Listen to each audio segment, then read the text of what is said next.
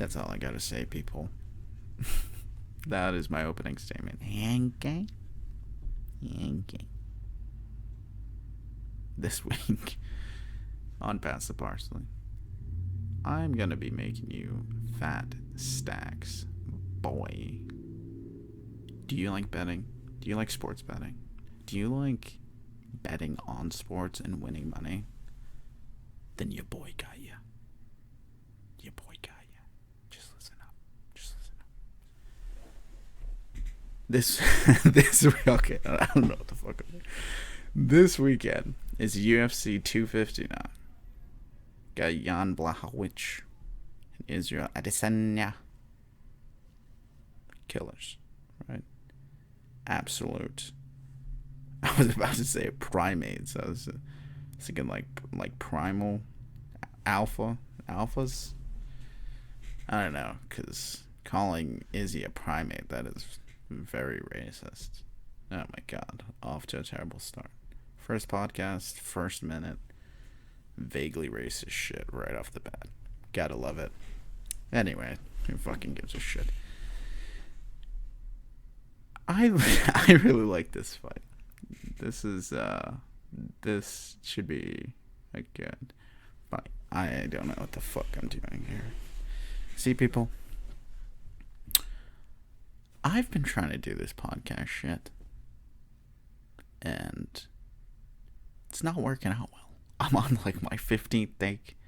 I don't know what the fuck I'm doing, honestly. But hey, I'm fucking here. I'm fucking doing it, right? I'm fucking trying. I'm putting the effort in. And what I want to do is just talk about fights, but then I don't know how to fucking approach it. I'm just fucking trying to do some fucking fake ass shit like, oh, hello. Why, hello, ladies and gentlemen. This weekend we have one hell of a title matchup. Yeah, I mean, like, I don't want to be like that, but every fucking thing I do, it just sounds like that. But anyways, I'll fucking try to make this sound more natural.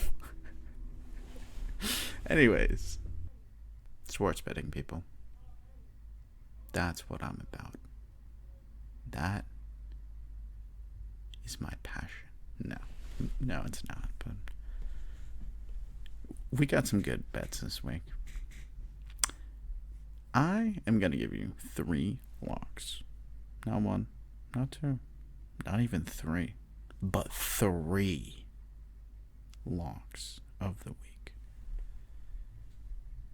And these locks, I guarantee, and this is a disclaimer here, if you do not make money from this, sue me. Alright? It's full on disclaimer. Anyways, UFC 259, people. Do you want to make some fucking money? Let's make some fucking money. Okay. Alright, so UFC 259. There was specifically 3 lines that stood out to me. One of them being Petr Yan and Aljo over 2.5 rounds minus 174. I like those odds. I mean, I think that those odds are exactly where they should be. But both of these guys are really fucking good. I mean, they are really good. And Aljo hasn't lost since, that devastating stoppage. I'm pretty sure this is just off memory. I should probably fucking look at this goddamn thing before I say that. Yeah, like he hasn't, okay. So, he hasn't lost since Marlon, and he's just been on a tear, dude. And Matt Serra's been in his fucking ear the whole time. I can't do a Matt Serra impression, but hey, fucking Aljo, oh, hey, yeah. I mean, that's fucking all you're getting from me. Okay, so, oh yeah, Corey Sandhagen. I forgot that was his last fight, dude. He fucking choked out Corey Sandhagen. Yeah. Aljo is a beast, huh? Holy shit. And then he's fighting Petr. Petr, man, he kicked Faber's head off into retirement in front of his kid. Pretty brutal. Pretty brutal. But Aldo put on one hell of a performance.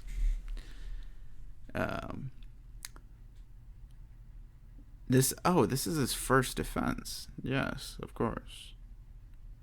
Let's see. He's fought John Dodson, Jimmy Rivera. Okay, those are big wins, but a lot of these guys aren't like Aljo. Like the one that's probably closest is Jimmy, which but not really though, because Jimmy's more of like a boxer kind of. He uses his wrestling to stay on his feet most of the time. And then Aljo, he really mixes it up. So I really like this matchup.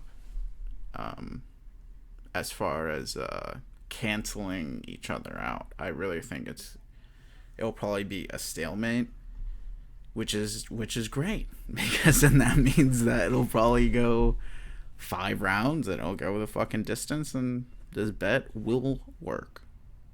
So I'm going to steal Pat's shit, but Hammer Don, Jan Sterling, over 2.5, minus 174. Okay. That is one. On to the next one, but the next 2 picks are, they're kind of in one, right? They both feed off of the same theory, and it's the whole thing going back to Jan Sterling, of 2 really good people just nullifying each other, and then it tends to be a stalemate. And Amanda Nunes, or Nunes, I'm not sure. I've heard it multiple ways, but I go back and forth myself, right? But she's obviously been a very dominant champion. And then we have Megan, who has been she's had her ups and she's had her downs, right? But for the most part has looked good. But I feel like this line is, I should probably just fucking say it. All right, so over 1.5, minus 112, which I love those odds, because 1.5 for Nunes and Anderson, that I think is very low. Like, because I feel like if you look at their records, then it makes sense, right? Nunes is known as a devastating finisher, and then also Megan, her last 4 fights have been stopped in the first round, and she's either won them or lost them. But I don't know. Like, I feel like when you really sit back and look at Nunes, there's only a couple moments where she really got those crazy KOs. Obviously, it's the one against Cyborg, it's the one against Home. Then there's the one against Rousey. And people think of Nunes in that way, as this devastating KO puncher, which she is. But she's also an all-around fighter, and she's shown her wrestling a lot, and her past few fights, she's I'm gonna go to her record right now. Alright, so if we look at her fights, right, she went on this run where she, oh my goodness, looking at this record, that's why I said that. She's literally beaten every, like, she is the female GOAT, like, by far. Just look at Nunes' record. It's insane. Valentina Shevchenko, Miesha Tate, Ronda Rousey, Shevchenko again, Raquel Pennington, Cyborg, Holly Holm, like, Insane. But.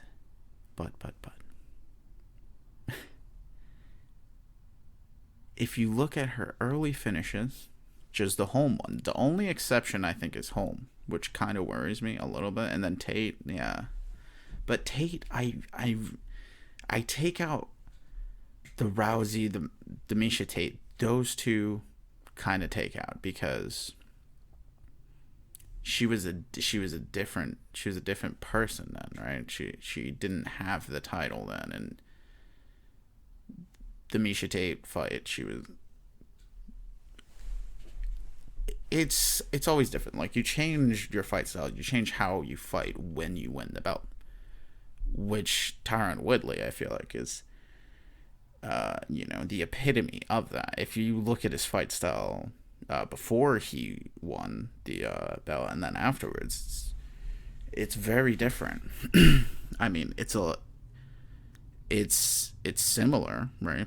But it's a lot safer. Like, you take a lot less risks, and I feel like you start to fight smarter, right?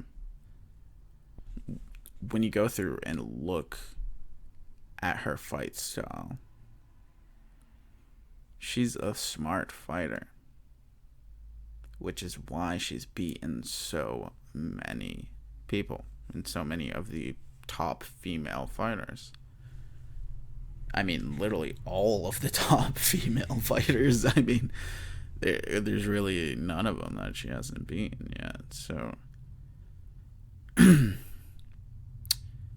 but she changes up her style depending on what she needs to get done in that fight. And if you look at Megan and how she lost to Holly Holm, who's a kickboxer, took her down and was, and grinded her. I mean, I haven't seen the fight in a while, but from memory, I just remember Holly just taking her down just over and over again and just kind of just controlling her. And I see Nunes doing the same thing. Like, I don't see how Nunes could watch that tape, watch that fight, and not shoot him for takedowns. Megan has shown that that's her weakness, right? So I feel like Nunes is going to expose that, which means, right, that it's probably going to go over a round and a half if I had to bet on it, right? And that's exactly what I'm doing. That's exactly what I'm doing. Over 1.5 minus 112. That is a great line. That is a great line for all those reasons that I just stated.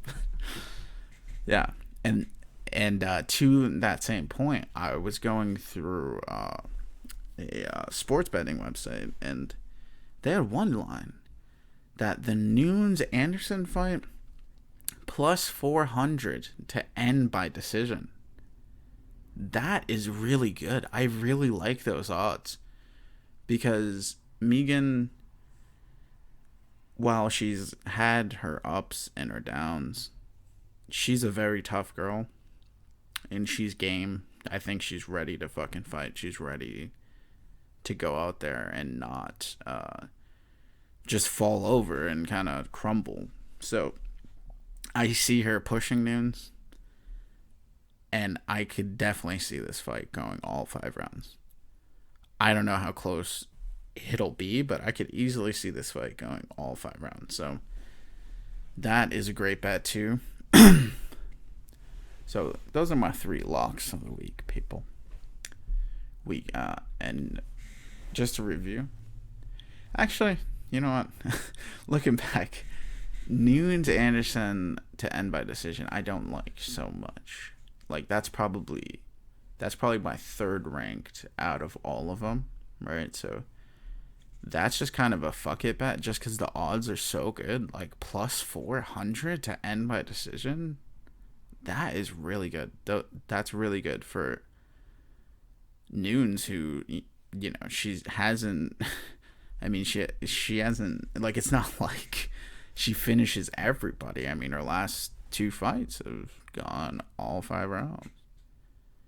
I mean, before that was Holm and Cyborg, and then Pennington. But Pennington was the 5th round, and she was just kind of battered, and the fight should have been stopped at like the end of the 4th, like that. I mean, honestly, but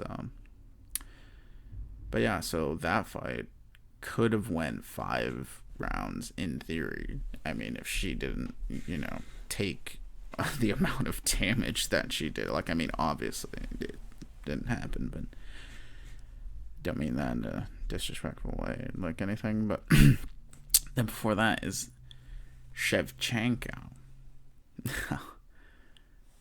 The Shevchenko fight. I thought Nunes lost to Shevchenko. And I'm trying to remember off the dome. That fight was a while ago. That fight was like 4 years now? 3 or 4 years ago. So whatever. Alright. Let's fucking go through these fights now. Now that I got the betting portion out of the way. Now that I just paid your fucking rent, right? Thank me later. Okay. Now, let's just break down these fights. Alright? Let's just do this shit for fun, buddy. Fucking opposed to that, bro? Alright. Oh my god. There's a lot of fights on this card. How fucking many fights is there? It's like 15 fucking fights on this card. Jesus. Okay. And it's utterly stacked, too. Utterly stacked. I didn't even realize that Tim Elliott was on this card. That's how stacked this shit is. Like, what the fuck has Tim Elliott been doing? Like, honestly, like, what was his last fight? Ryan Benoit, yes, won a decision. I remember that. Yeah. Oh, and then his fight with Roy Val. I do remember that. That was a great fight. Okay, yeah. So he bounced back after a 3-fight losing streak. This is just a guy that you just gotta love. He's just a pure fighter. And then we have on that same prelims to the prelims. Hey, bud. It's not the prelims. It's the prelims to the prelims. Okay, bud.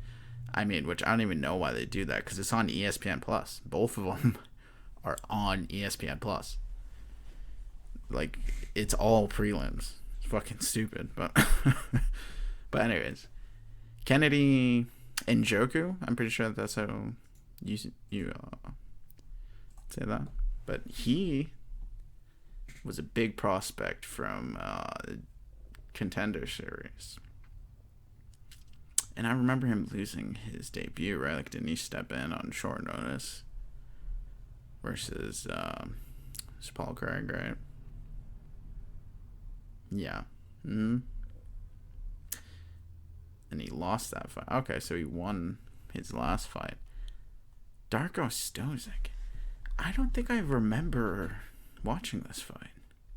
29-26. Jesus Christ. You fucking dominated. Holy shit. Then lost a round. What? That is the weirdest scoring ever. 29-26? Okay. And then a 28-27. What the fuck happened in that fight? I'll have to go back and look at that. That is very weird. But anyway, he's fucking back. He's fucking on the card fighting too. That's always good, right? Yeah, I see a prospect bounce back. Because, like, I'm not sure about y'all people. But I hate seeing, like, prospects lose. I love just seeing a guy just climb through the fucking ranks and just win, just dominate and then get to the title and then maybe lose then, But I hate when, a guy has so much hype and you're just like, yeah, fucking this guy. And then fucking fighting's hard, man. Fighting is hard, bro. Fighting is hard, dude.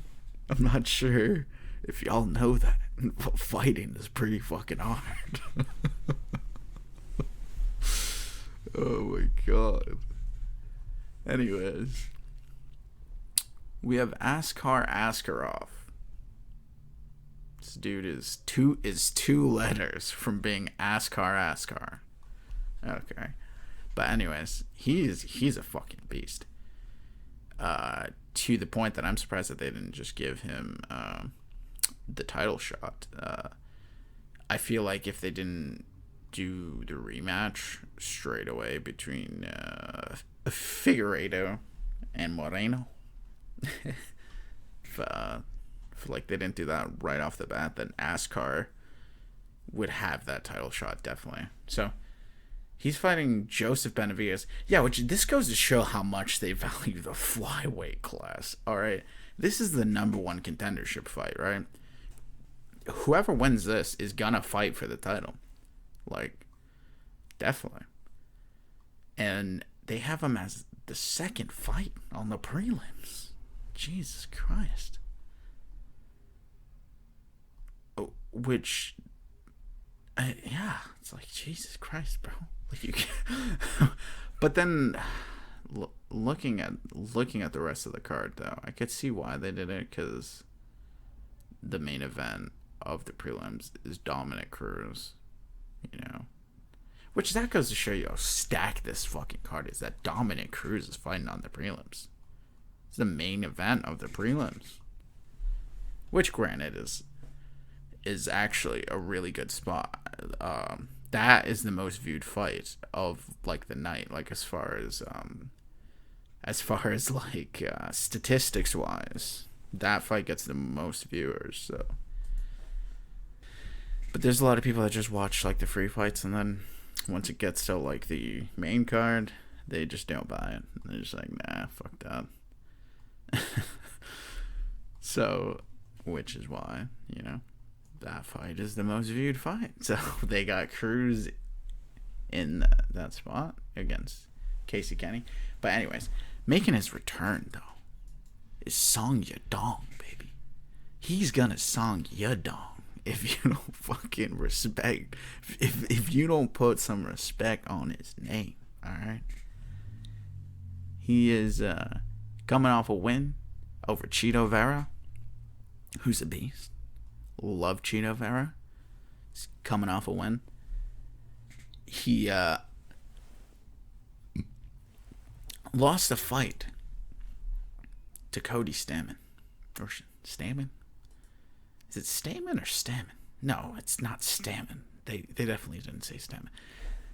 Each time I forget how to say like a fighter's name, I try to think back to what Bruce Buffer was saying. Yeah, and it's Stamann. Yeah, it's definitely Stamann. Cody Stamann. The fuck? Yeah, of course it's... Yeah. No, it's not Stamann. Cody Stamann the Salmon. Cody Stamann the Salmon beat my boy Song Yadong. Okay? Okay, people. Okay. But Song is bouncing back. Fucking gonna do some good shit here. He's gonna do some good shit.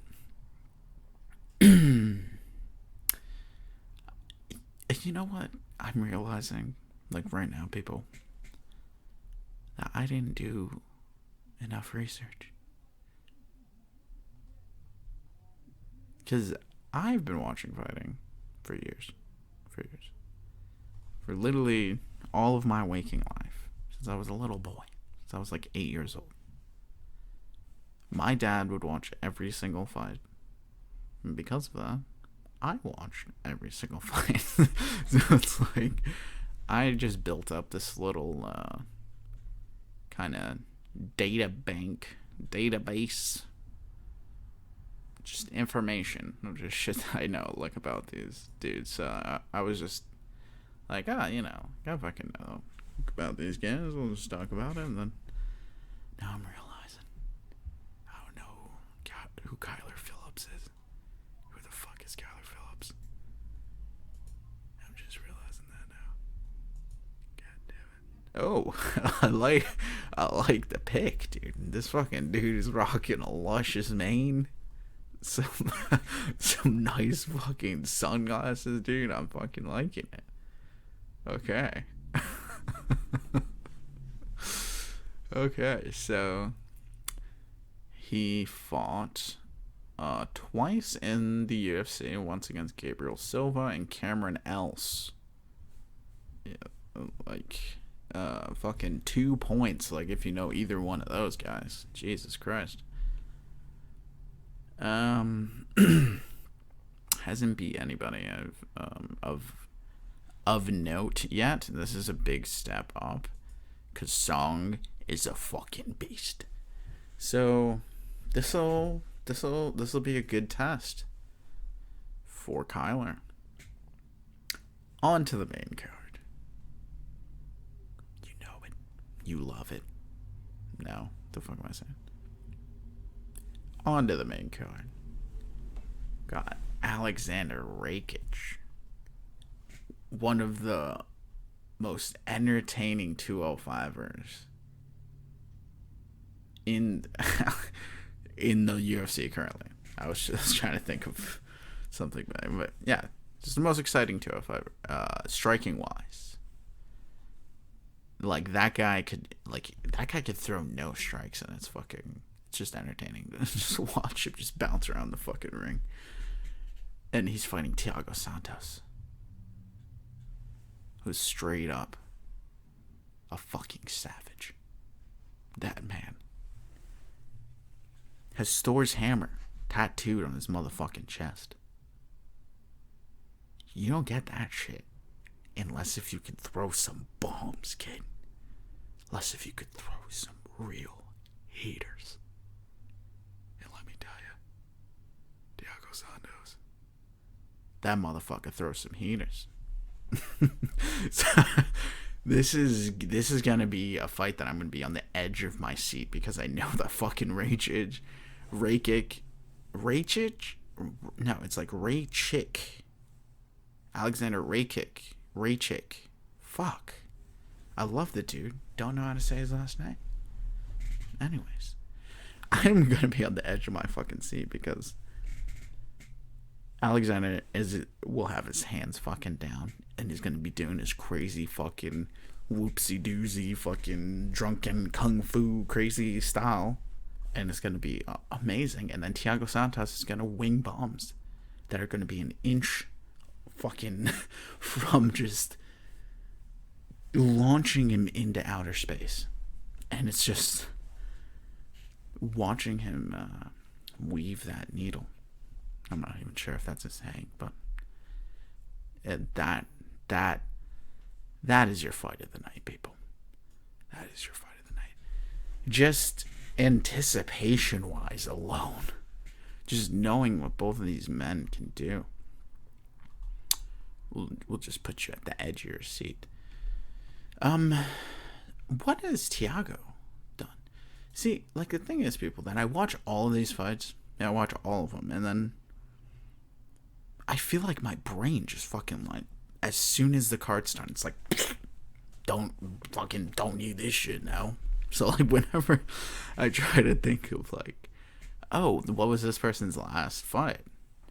It's hard, but I know that I saw it. Like, that's the weird thing. It's like, hello, memory, can you fucking work for me, please? Jesus Christ, Thiago Santos is jacked. Oh, he has the Ultimate Fighter on his arm. Was Thiago Santos on the Ultimate Fighter? What? Nah. Okay, I need to look this up real quick here, people. Thiago Santos, Ultimate Fighter. Okay, like, I'm not finding shit. Was this dude not on The Ultimate Fighter and he has The Ultimate Fighter tattooed on his bicep? That would be fucking hilarious. I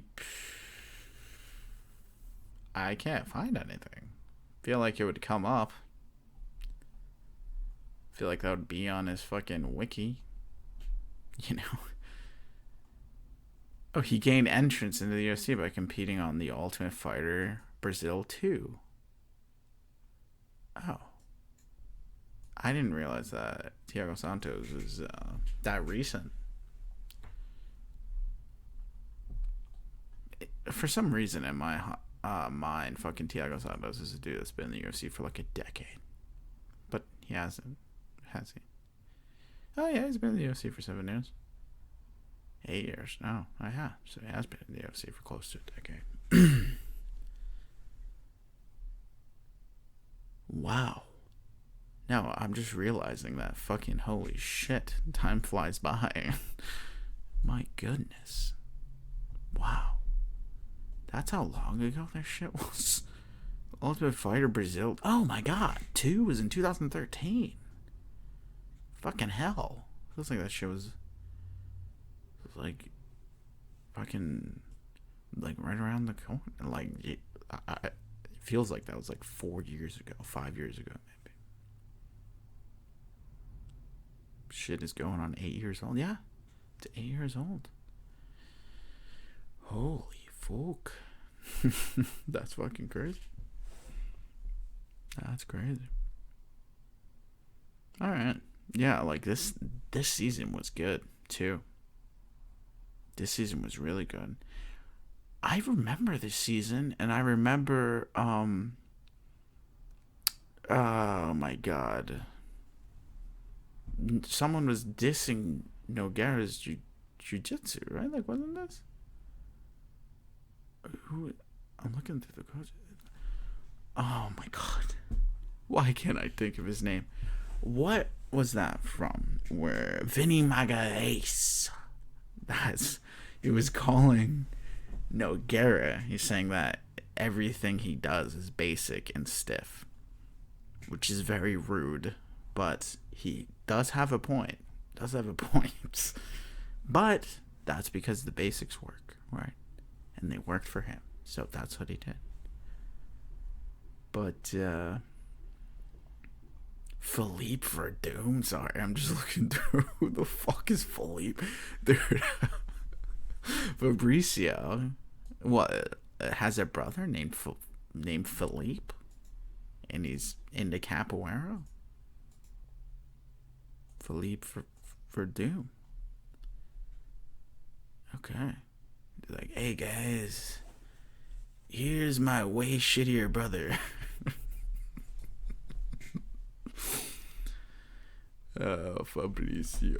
Fabricio is about to make his debut for PFL, right? Well, I don't think he's about to, but at some point he's going to. Granted, PFL, dude, how fucking long is PFL gonna go on for? I mean, how long can you pay like when you're paying a guy $1 million and no one's watching that shit and no one gives a fuck like about that fighter? From a competition standpoint, it's the fairest model, right? But from a business wise, it's not, because you pay your stars the most money because they in turn make you the most money.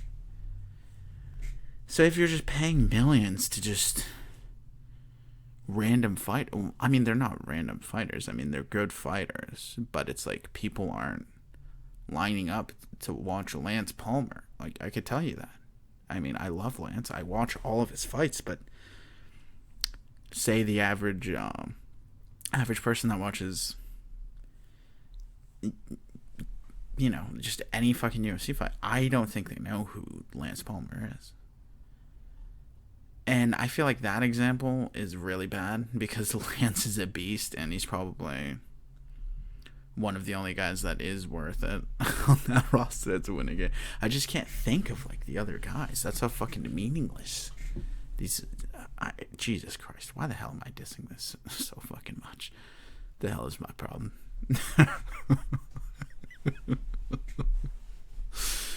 Oh my god. But yeah, it's like, yeah, no, but they're realizing now, because like they're signing guys, right? And I would really like to know what these deals are, because if I'm Rory, because I think this set is, don't these guys only get like 10 and 10 for each fight, and then if you win the whole thing, you get like $1 million, which is great, but if I don't win it, I'm making 10 and 10. Like a fight like Rory McDonald's not gonna fight for 10 and 10. I could tell you that. So they had to have worked something out. Maybe a massive signing bonus or something like that. Should probably look it up, but I don't feel like it. Fuck it. I mean, like, how long can you really go? I mean, I've been saying that over and over again. What the fuck's my point here? My point here, people. You can try however hard you want. There will never be a big three in fighting, or just in anything. It's so rare that you have a big three, right? Most of the time, you have Coke, Pepsi. Don't have Coke, Pepsi, Mr. Pibb, or like fucking whatever the fuck. Because no one gives a shit, right? And it's UFC and fucking Bellator. Okay, bud. And everything else is kind of like, who gives a fuck? And PFL has these fights, and I'm a massive fight fan. I watch every UFC, I watch every Bellator, and I watch most of the PFLs, but I don't know. I just find myself just not giving a fuck like half of the time, bro. Just like, bro, who fucking gives a fuck, really? I mean, come on. The whole season thing and blah, blah, blah. It's like, oh, there's points. Oh, if you finish the fight, you get 20 points. But if it goes 3 rounds, that's only 10 points. I forgot what this stupid fucking system is. And it's like, no, dude. It's fucking fighting. It is fighting, brother. Just make a fucking tournament. Just make a tournament. It's like, hey, we have a fucking, like what fucking Bellator's doing. Just like, hey, our light heavyweight class is fucking nasty. So we're gonna put them all in a fucking tournament to see who the baddest motherfucker is. And everybody on that, besides for some random ass dude, I forgot who he was, but it was just some random guy they fucking nabbed from Russia or like whatever the fuck. I was like, I'm sure that they asked a bunch of guys and some of them couldn't do it because I'm sure the April date was very key for their new broadcast partner. Which is, who the fuck is it? God damn it, I'm trying to think. Was it like NBC or something? What was it? It was something, I don't know. I'll just fucking look it up. Okay. Because Bellator's, they were just like, yeah, we're new. Oh yeah, Showtime. Fucking Showtime. That's Bellator on fucking Showtime. Showtime. Fuck, dude. Showtime is on life support. Okay? I mean, Strike Force on Showtime. I mean, there's a reason why Strike Force sold, right? Showtime wasn't cutting it, but Showtime didn't give a fuck about MMA. they care about boxing, and they make that very clear. But then they're just like, nope. This time, we changed, bro. Yeah, right.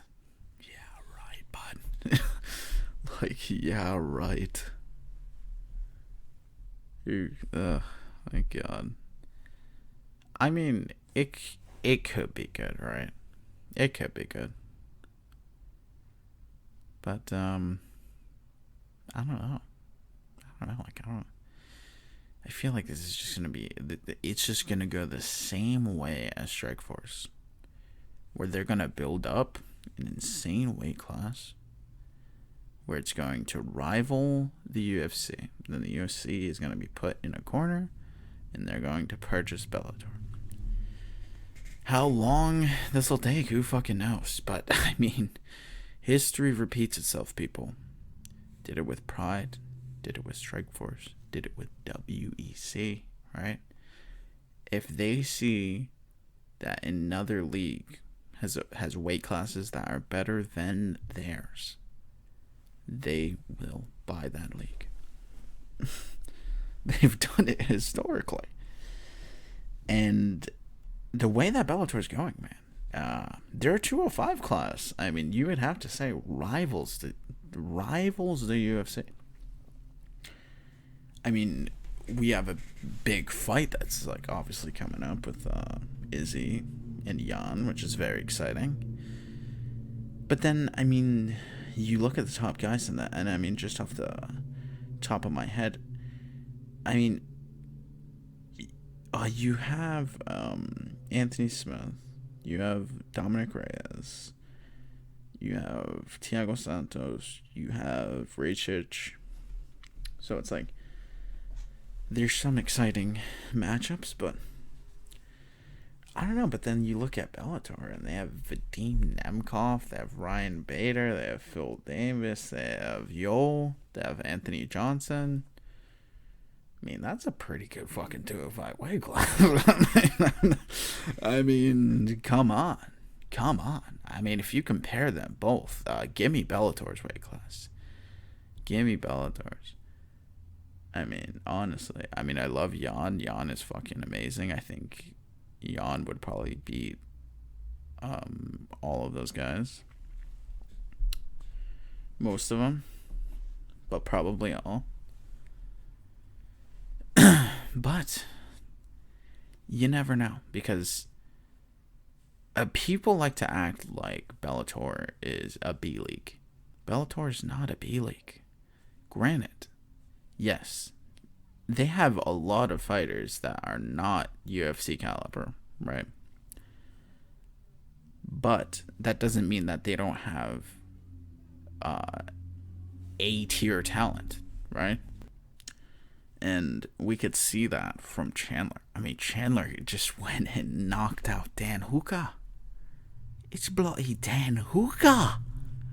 That is no regular fighter, bud. Okay? It's Dan fucking Hooker. and he flatlined him, dude. He flatlined him. And Chandler looked so good. And it just goes to show that the guys that are in Bellator can compete for UFC titles. Specific guys. Not everybody, obviously. As a whole, the UFC is way better than Bellator. But there are some guys that I think could potentially be the best guys in their weight class in the world, including the UFC. Patricio Pitbull is one, right? We saw what Chandler did. And Patricio made short work of fucking Michael Chandler, right?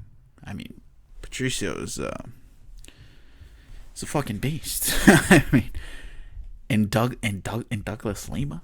We got Douglas Lima, dude. Ooh. He could win the title. Definitely. You got Vadim Nemkov. The fucking beast. Could definitely win the title.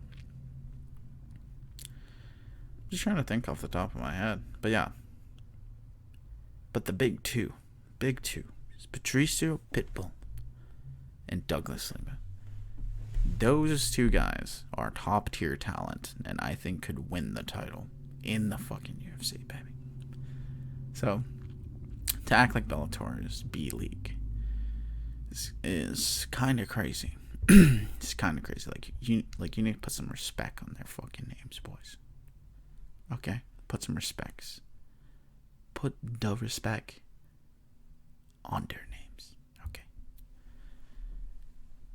Anyways, it's been spiraling out.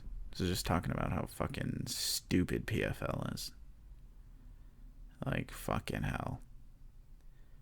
I honestly wish that PFL just wasn't even a thing, because they're just they're snatching up a lot of good fighters that I wish was just in either Bellator or the fucking UFC. Because the less orgs you have for a fight fan is better, right? For a fighter, it's obviously not. It's not good to have only 2 leagues, because then you're really put in a corner as far as money-wise and contract-wise and stuff like that. But, it's like, I want to see, like, Lance Palmer in the fucking UFC. Or I want to see Lance Palmer in Bellator. I don't want to see him fighting in fucking PFL. Fucking fighting whoever the fuck. I mean, he's fighting decent guys, but it's like, come on, guy. Come on. And snatching up Roy. It's like, I don't want to see fucking Roy beat up a bunch of fucking guys that I have no idea what the fuck they are. I mean, I've been a fight fan for a while. So if I don't know half of these guys, I know that 95% of people are on the same page. It's just a bunch of random guys. I don't want to say tuna cans, because obviously they're not, but that's the first term that fucking comes to mind there, but bunch of tuna cans. Roy's gonna go and beat up a bunch of tuna cans. But I'm talking shit. I haven't even looked at the roster. Okay. So I'm actually interested. I mean, we've been going in with this PFL fucking bullshit, so let's just fucking keep going, bud. Alright. So, PFL welterweight roster. Let's see who Rory could potentially fight here. Kayla Harrison. Rory versus Kayla Harrison. That's it right there. Banger. Countdown. They're on ESPN Plus. That's actually sick. PFL, you are smart. Because that is MMA's league is back April 23rd. Oh, and Bellator's doing their shit in April too. Holy fuck, dude. April's gonna be a fight there, bud. Have F1 coming back too. That is gonna be a good month.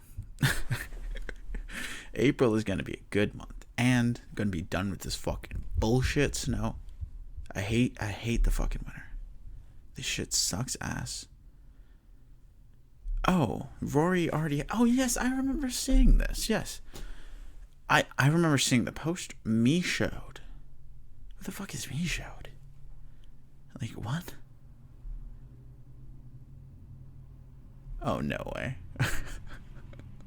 PFL has a banner ad on their own site. Hey, you fucking idiots.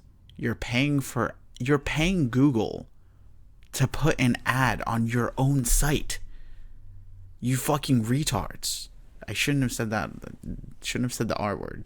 You freaking R words. My God. Bunch of R words. Okay. Okay.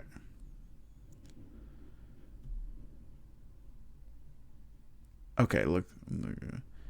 Like, I don't even know who these guys are.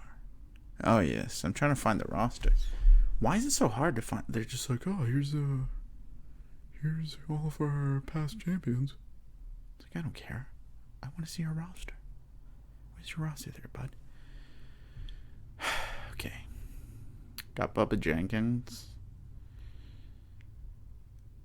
and Lance Palmer. And the featherweight class, those are the only two guys that, got some Russian errors, 15, and, and Jo Sung Bin. Korea.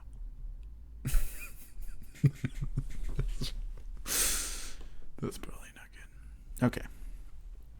Trying to find, okay, light, heavyweight, blah, blah, blah. Who cares? Lightweight. Oh my god. Where's... Did that say Tom Lawler? Tom Lawler? What? Oh, Shmalino Rama, dude. I didn't realize he was in this league. I fucking love that guy. And Tom Lawler, Fall River's own, representing. I didn't know that. Oh, Chris Camozzi? Okay. Cesar Mutash. We were just talking about him. Okay.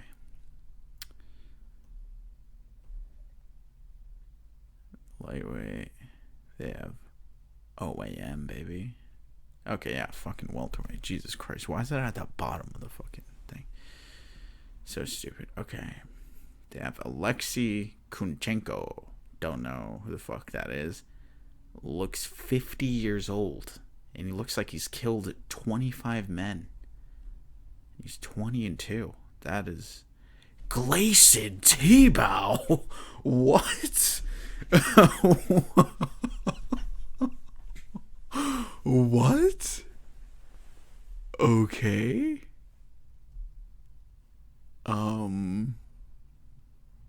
Alright.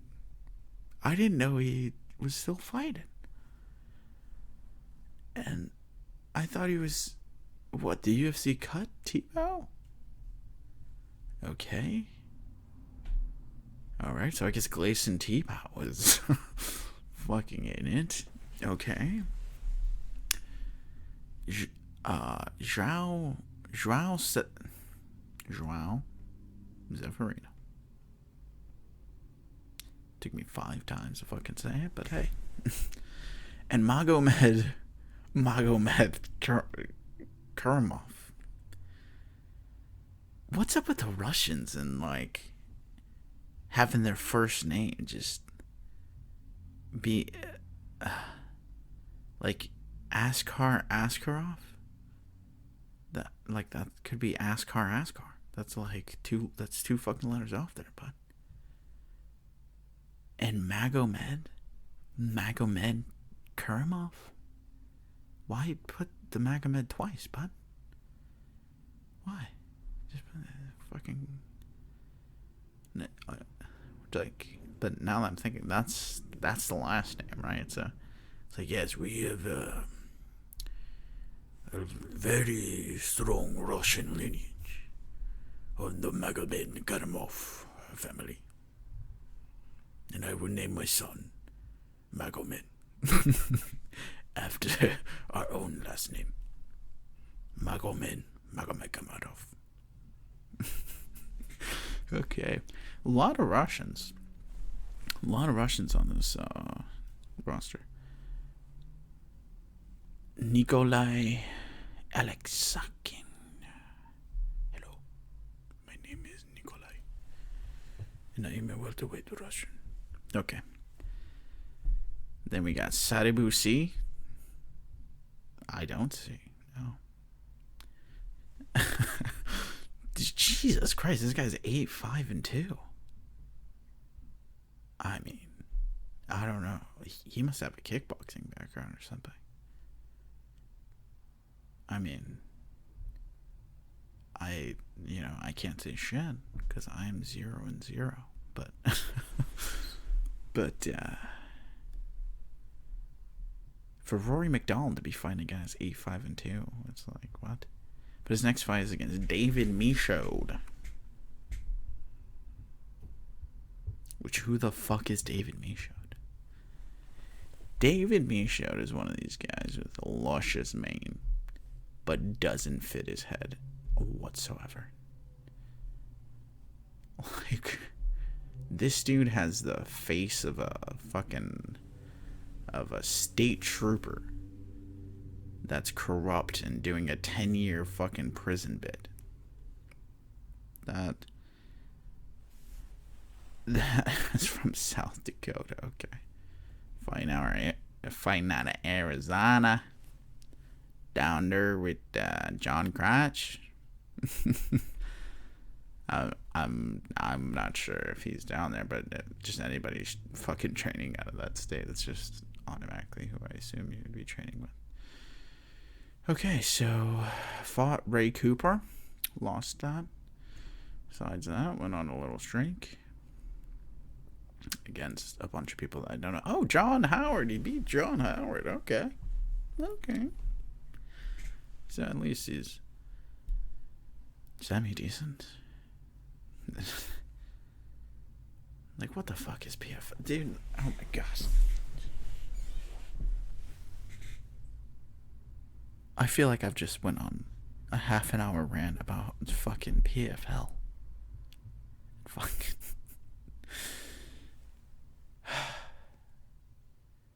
It's so dumb. It's so dumb.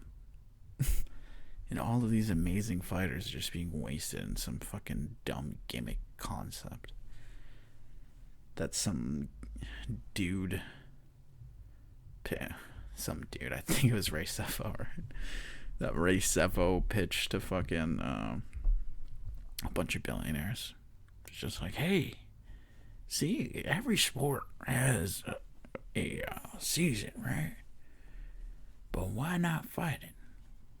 We can make a whole point system, whole playoffs, all this. I don't know why Ray Sefo doesn't talk like that in the slightest. But it's just it's crazy because you could just tell it's just like a pitch meeting. It's like, hey, we're gonna have a fucking season to be like other sports.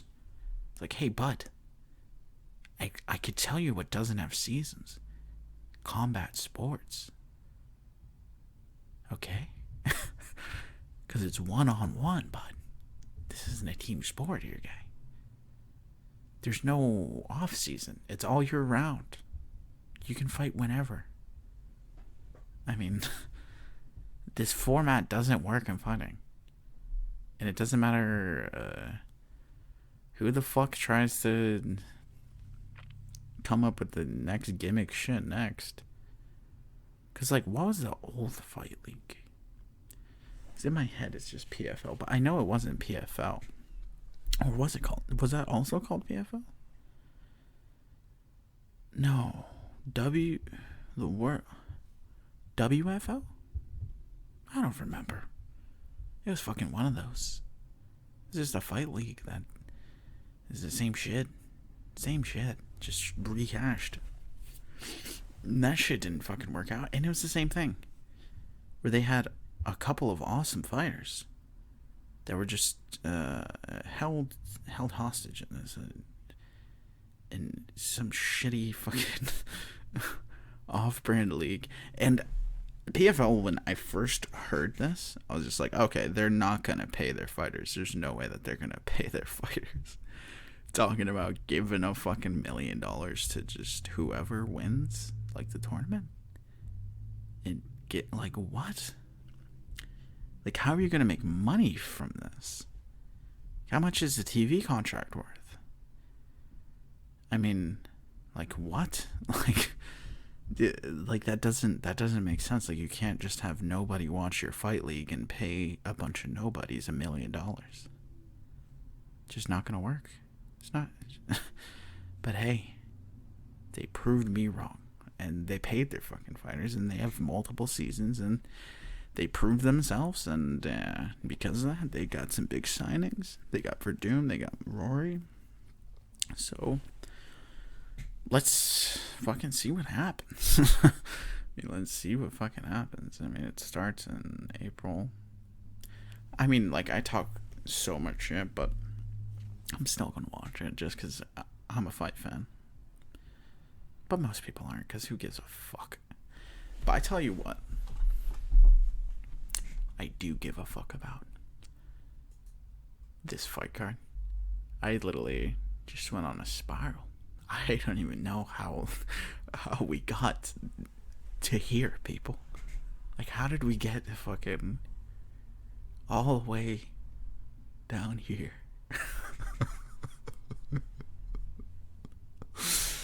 But anyways, this fucking card is amazing. We got 3 title fights. All of them are fucking sick. Got Petr Yan and Aljo. Got Amanda Nunes and Megan Anderson. Got Jan Blachowicz, Israel Adesanya. Better recognize. But Jan is really being overlooked here, people. He's an underdog. And it's like, hello, people. He's the champion. Israel is moving up. Okay? Put some respect on Jan's name. For fuck's sakes. I mean, Jesus Christ. I have Jan. I mean, honestly, I could see Jan winning this. Because, why not? No. Because he's fucking big. That motherfucker's real. Dude, Polish power is real. I'll tell you that. Polish power? That shit's real. And that shit hurts. Just looking at the pictures, just looking at, I can't wait to see these guys squared up. That's where you'll really know, like, the size difference. Because just looking at them, Izzy is obviously taller, but fucking Jan is a brick shit house. And I really would like to see Jan grapple. Because Izzy hasn't been pushed like that yet. And I thought Kelvin would be that guy. But Kelvin had success early with striking. And I feel like he just stuck with it. And then he only shot in a few times. And then when he did shoot in, it was kind of like... It was like choreographed. It was like obvious that he was going to shoot in. So then Izzy just stuffed it. Like it would be... it would be like, you know, he would get rocked. Then he would shoot in. It's just like, obviously... You're about to shoot in. I just wobbled you. Or it's just like that. It would just be circumstances like that. And I feel like because of that, Kelvin kind of got in like the back of his head, oh, the striking's working better than going towards the fucking grappling. So I feel like he wasn't really, you know, really committing like full on. And I would like to see what Izzy can do against somebody who wants to put him on his back and keep him there, because that will be a big test. And I think Jan is that guy. I think this is going to be Izzy's toughest fight by far. Like by far. I don't think anybody he's ever fought is like Jan. The closest I would say to who he's fought, like as far as style wise, is Kelvin. I would say that Jan and Kelvin have pretty similar style. I mean, there's obviously a couple nuances, but they have, out of everybody that Izzy has fought, him and Kelvin are the most similar. And that was Izzy's toughest fight. So, yeah, like I really see Jan putting it to him, and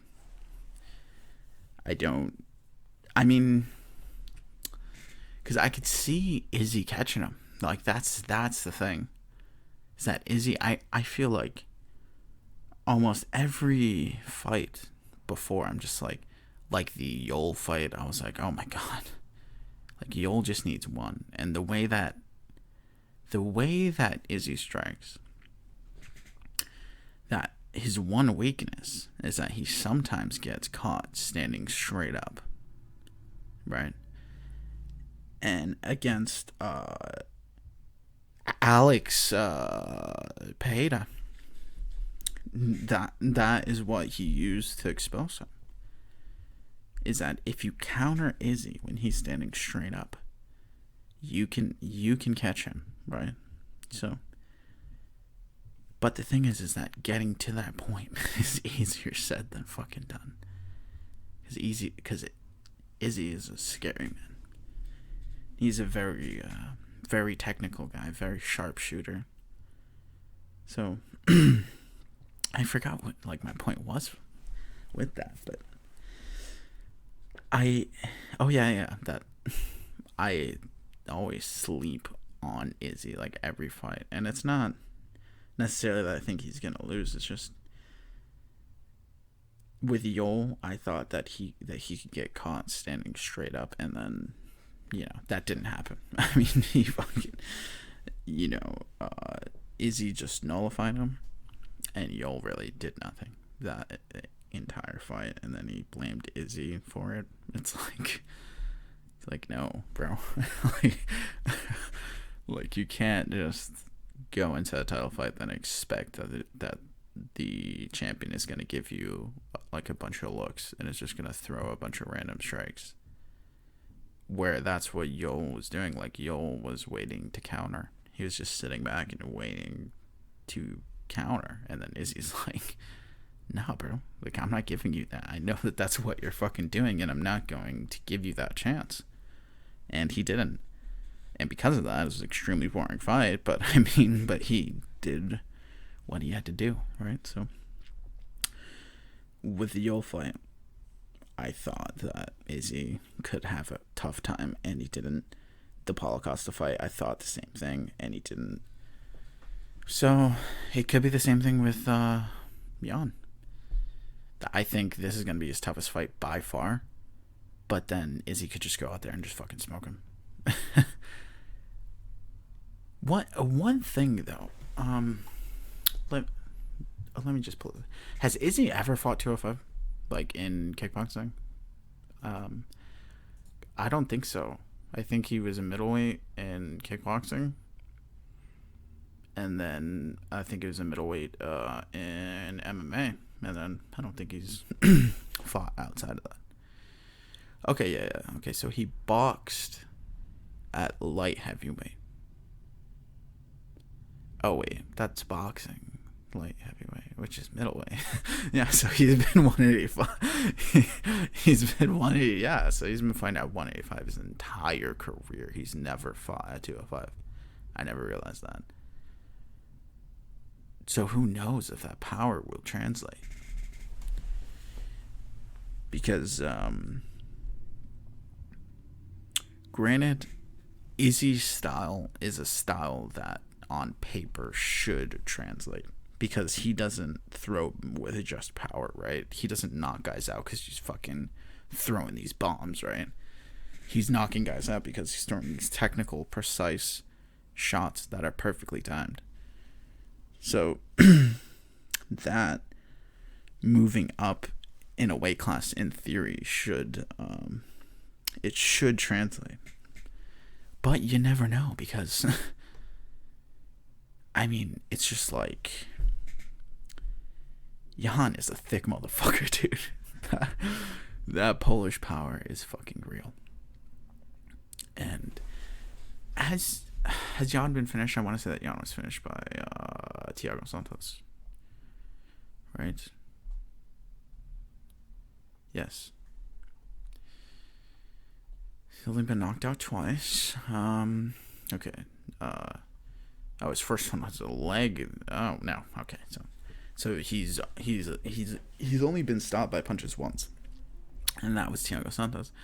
I'll have to go back and watch that because I don't necessarily remember what happened in that whole fight. But then after that, fucking Jan went on his run, had that crazy KO against Luke.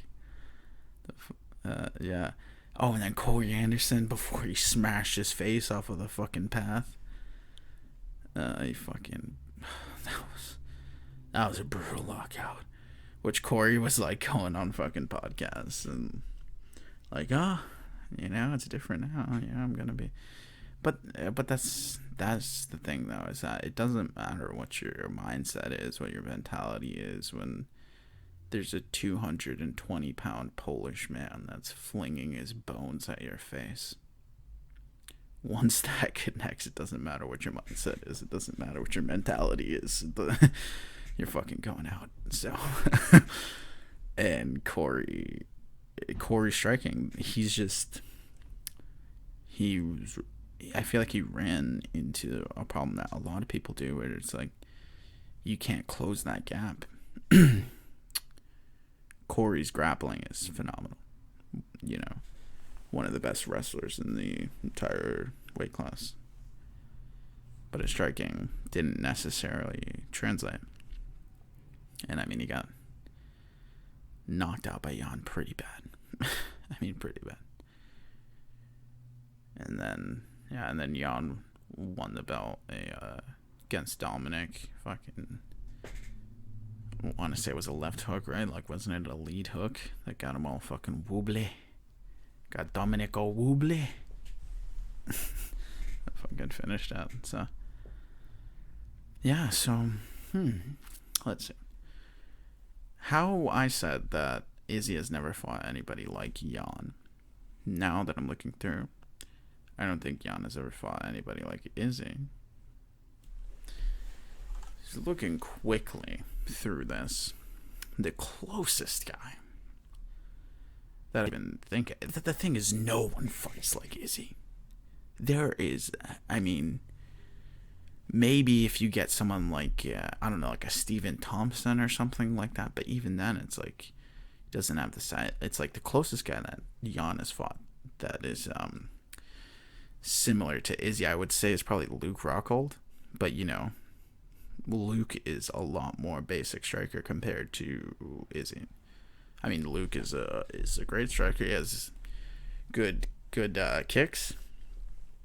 His boxing has always been his shortfall, but he has good boxing. He just has tendencies that leave him open, that he's been exposed. Left hook Larry, dude. Fucking left hook Larry go. So,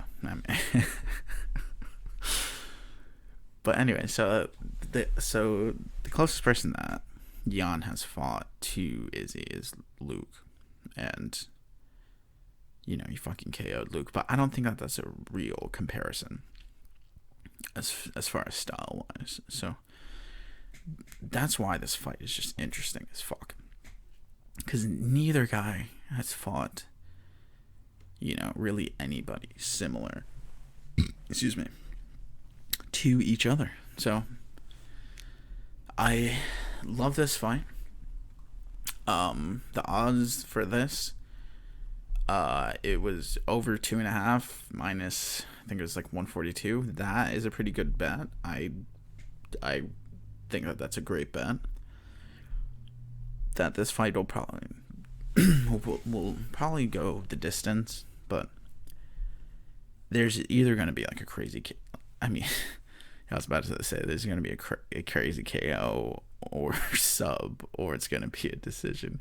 Like, yeah, that's literally every fight besides a draw or DQ. But anyways, on to the next fights. Yeah, like, I feel like I broke down Nunes and Megan a lot, and then Petr Yan and Aljo. Petr is a motherfucker that kind of bursted onto the scene like out of nowhere. Just like had let's see here. What's this? That is 3. Okay, so this motherfucker debuted in June 23rd, 2018. That same time, 2 years later, he was on his way to get a fucking title shot and winning that fight. So it took him 2 years and like 2 weeks, because it was July 12th, for this man to come into the fucking bantamweight class, run through a bunch of people, and win the fucking title, right? something that is unheard of besides for Izzy. That's the only other guy I could think of. And Anderson, he also did something similar, but I mean his thing was a little different because he came over from Pride, so, and then he beat up fucking Lieben, and then got a title shot like right off the bat. So it's a little different. It's like, it's not like, you know, destroying like 8 people in 2 years, which is what both of these men did. So it's like an interesting fight because stylistically, oh, I fucking love it. This is gonna be great. And Aljo finally gets a fucking title shot.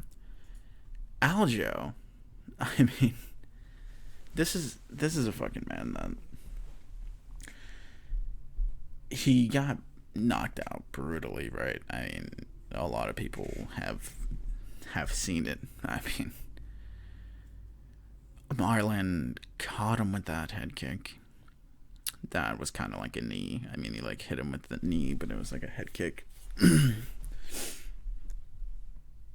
He flatlined him. He knocked him out. But then Aljo, he took it in stride, baby. He took it in stride. He went back, and that motherfucker got better.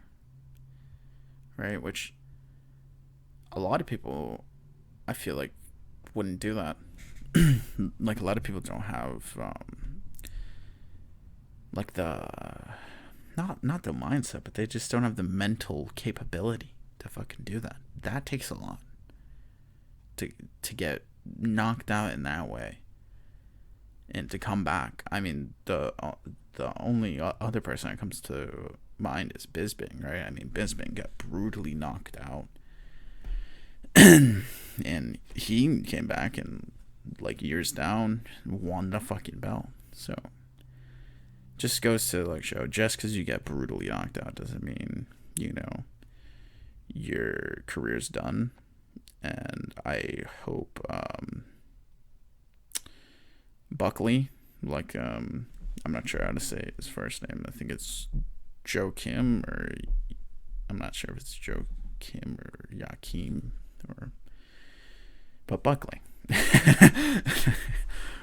But he got brutally knocked out too, right? So I feel like he can look at Aljo and look at what he's doing and realize that, you know, that doesn't really mean anything at like the end of the day, because Aljo went on this awesome run, beat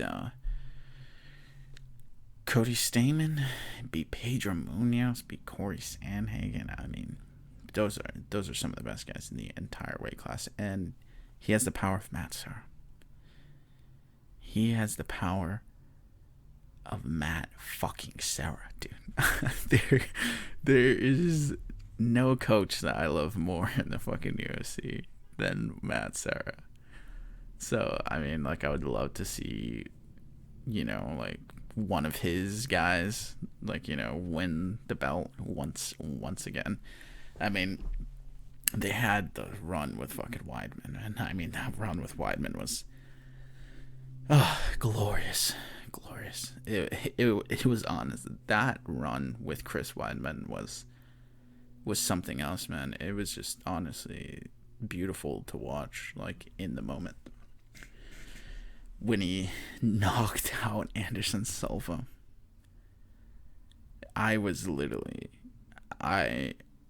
in my house by myself, and I was watching this fight. I was probably like, I don't know, probably like 15, and my dad had went on vacation, and he left me back. Great guy, gotta love it. But anyways, but I was like, yo, since you're going on this trip and then I'm stuck at home, can I buy the fight? And then, like, my dad was like, sure, yeah. So I bought it. You know, and Chris Weidman knocks out the greatest fighter in the history of the UFC. And not like a controversial, like, well, I mean, it was controversial after, but it wasn't because of a stoppage or anything like that. I mean, he knocked him out cold. And it was controversial. The only reason is because Anderson was clowning. So like a lot of people were like, oh, well, if he wasn't clowning, would he beat him? So on and so forth. And then Chris Weidman in the second fight just comes out and dominates him and snaps his leg. Snaps his leg in half. Which, I mean, people like look at that as like, oh, it's a fluke or like something. But that Chris Weidman still didn't prove that he's better. Which I don't get that, because that fight, I mean, Weidman took him down. And he rocked him on the fucking ground, too. Like, he was getting some massive fucking ground and pound off. And then he was checking those kicks. And it's like the only reason that Anderson snapped his knee is because he checked a fucking leg kick. Chris Weidman snapped Anderson's, not knee, but shin in fucking half from checking a fucking leg kick. Which is another reason why calf kicks. Boys and girls, throw calf kicks. But, I mean, I say that, but some kid just got his leg snapped in half from a calf kick. That was fucking brutal. I don't fucking know what, like, his name is. I just recall seeing it, but that shit's brutal. I mean, I like always hate to see someone like that. Like, someone young just snap their fucking leg in half. Like, Jesus Christ, dude. My God. My fucking God. But yeah, that fucking run with Chris, I've been going on this rabbit hole, man. But that Chris Weidman run was so nice. Like, then after that, he had defenses against Machida, right? And who else did he beat? Vitor Belfort, off of steroids, though. I mean, because let's be real. If roided out Vitor got a shot, wait, but didn't? Well, yeah, I mean, he got a shot against Anderson and got knocked out, right? But was that full on roided out Vitor? Because I'm thinking of like Luke Rockhold when he spinning fucking kicked him when he fucking literally blinded Michael Bisping in fucking one eye, man. I mean, that run was something that was unheard of, and that was all fueled by PEDs. And as soon as he got off of that shit, Chris Weidman fucking destroyed him, and it was evident he wasn't the same fighter without it. So it was kind of, yeah, it was kind of sad, honestly. It was kind of sad. And then, of course, Chris lost the fight to Luke. It was a close fight, and then Chris Weidman tries to throw a fucking spinning elbow or spinning back fist. I forgot which one. Fucking falls on his butt, and then Luke Rockhold just seizes it, just gets him out, and just fucking just douche. Gave him a couple of dadangas and some kadungas, and that fight was over. So, yeah, like the. But anyways, I'm just going on these fucking wormholes. Aljo. This is all Aljo and Matt Serra. This is all comes back because Matt Serra can once again have a UFC champion in Aljamain Sterling. And you know what? Fuck it. I'm all Aljo. Let's go. Fucking Aljo. Aljo is going to win this belt and bring it back home from fucking Kyrgyzstan. I have no idea where fucking Petr's from. It's probably Russia. It's probably Russia, but I want that belt back on American soil, baby. America, where it belongs. Yeah, Russia. Of course it's Russian. Of course it's Russian. Of course. The Russians are taking over, man. We are not here to take part. We are here to take over.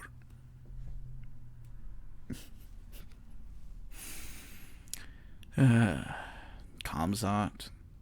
Alright. I mean, fucking what the hell was up with Kamzat, man? That was just, that whole situation was weird. I mean, I could see why he posted what he did, but the whole situation where he's like, guys, I'm done fighting. And then the dictator from fucking Chechnya was like, you are not done fighting.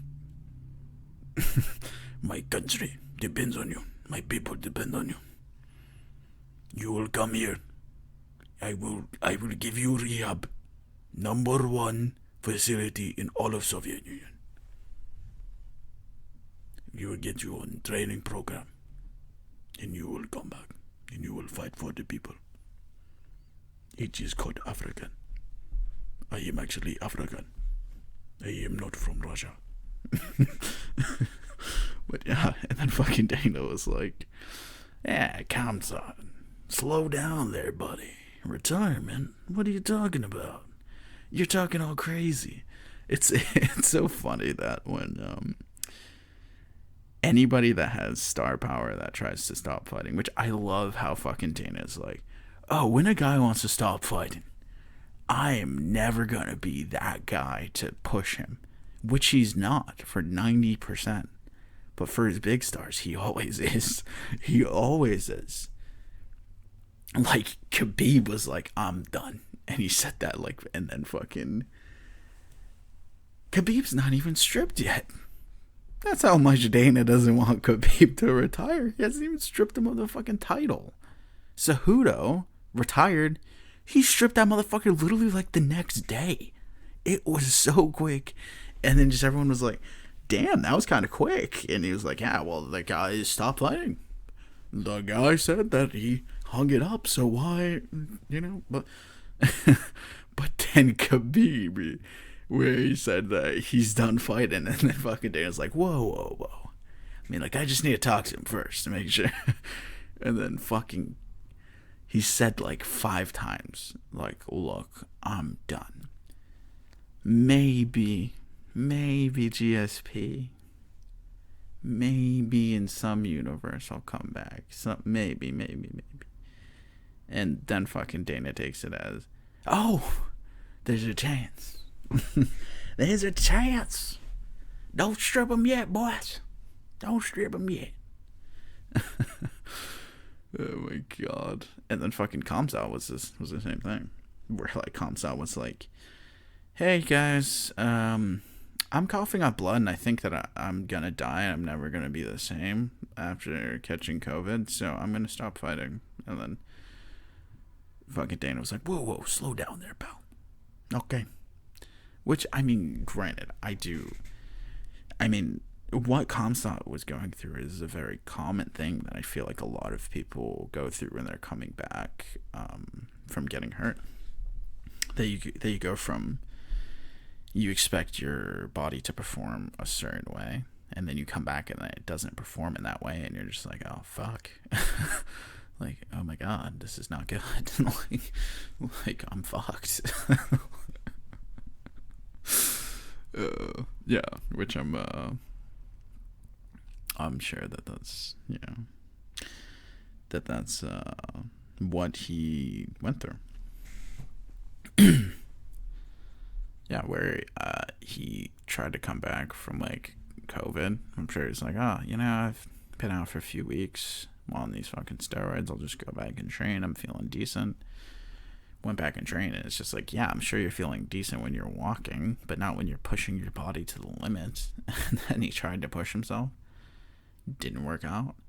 He felt like shit. I'm sure he didn't look good. I'm sure if he sparred or something, it probably went bad. And then he was just like, bro, I'm done. I'm done with fighting. Which a lot of people go through those days where they're just like, bro, I'm done with this shit. Fuck that. And, and then you sit back and then you actually, kind of assess it. And then, and then it's just emotions. So I agree with Dana, but it's just like, it just leaves kind of like a funny taste. where it's just like, what? Like, come on, Dana. Like, if a guy wants to stop fighting, just let him stop fighting. That's what you said. But then Khabib and Khamzat both, and fucking DC too. Like, he was trying to push DC to like come back, and DC was like, nah, bro. I'm doing commentary. I'm coaching wrestling. I'm getting fat. I'm not getting. Fuck you. Get out of here. it's like, fuck that. I can see why, man. Because, I don't know, a guy like DC, you know, a guy like Kobe, both of them are just like, why are they going to come back? Like, DC was a champ.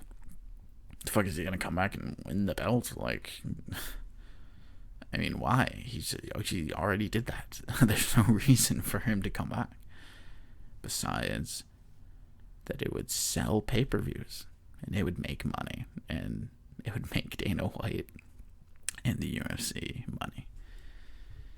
Which Dana tries to act like, oh, like, I don't care about money, like, and all this shit. Which I don't think he does. Like, I think he does it for different reasons. But it's very clear that he realizes what a great asset having someone like DC fighting is. That's better for the UFC to have DC fighting than to have him not fighting. So, I could see where, you know, that mindset's coming from. But anyways, I've, like, been going on a fucking rabbit hole here.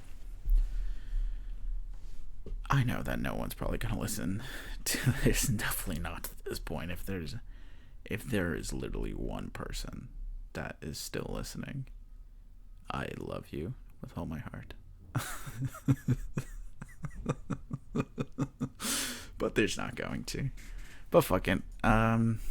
Let's just wrap this up real quick. So, big takeaways is keep an eye out for that Polish power. Keep an eye out for fucking Jan. And keep an eye out for Aljo. And keep an eye out for fucking Rakic. Too. Fucking Rakic.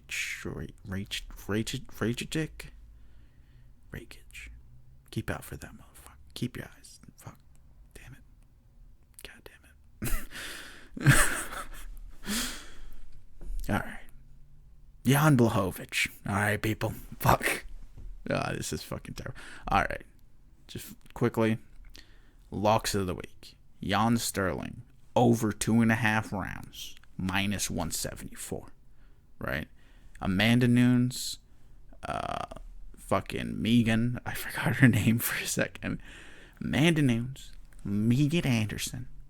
Over 1.5 rounds. Minus 112. I stuttered there. I'll say it again. Amanda Nunes. Megan Anderson. Over 1.5 rounds. Minus 112. Hammer that shit down. And then, probably should have said that one last, because that is my main lock. If there is any bet out of this entire show that you want to fucking make, Amanda Nunes, Megan Anderson, over 1.5, minus 112. I guarantee it. Then my last pick is Nunes and Anderson. This is kind of like a fuck it pick. Just, you know, you can just throw $20 on it or some shit. Plus 400 to end by points. That, I really like that. I think that those 3 picks are fucking good. Hammer them down. Yeah, I mean, fuck it. I mean, I guess that's first podcast, people. Thank you. And I love you all.